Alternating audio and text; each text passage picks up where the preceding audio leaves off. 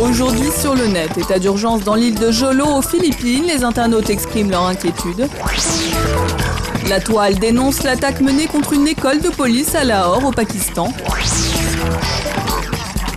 Et les brèves du jour.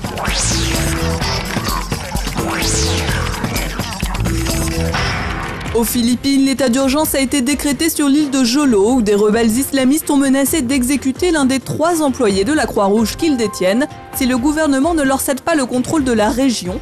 La Toile réagit. À travers des vidéos comme celle-ci, des internautes se sont joints à l'appel du président de la Croix-Rouge pour demander aux militants du groupe islamiste Abu Sayyaf de libérer les otages. Ce blogueur rappelle que c'est la 3e fois que les rebelles formulent une menace d'exécution. Selon ce Philippin, leur principal objectif serait d'obtenir une rançon pour financer leur guerre sainte.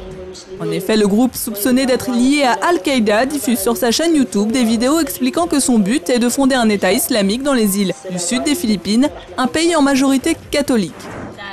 Cette guerre civile qui mine la région depuis près de 30 ans est dénoncée par les habitants dans cette vidéo mise en ligne par un réalisateur italien qui est allé à leur rencontre.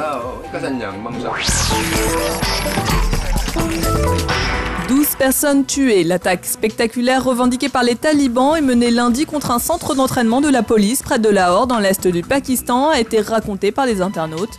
Le blog Tismaestro publie des témoignages recueillis heure par heure sur Twitter notamment, comme celui du secrétaire général du parti travailliste Farouk Tariq. Présent sur place, il a raconté les étapes de l'assaut et décrit les taches de sang et les morceaux de corps visibles sur les lieux en fin de journée.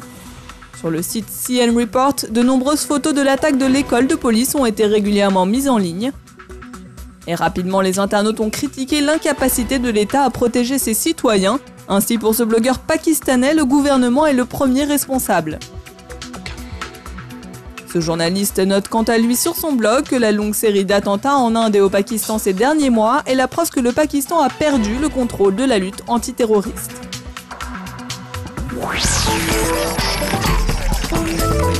La Fondation pour la mémoire de la Shoah a lancé le projet Aladdin, objectif lutter contre la négation de l'Holocauste dans le monde musulman. Un fonds documentaire sur la Shoah et les relations judéo-musulmanes est mis à disposition des internautes.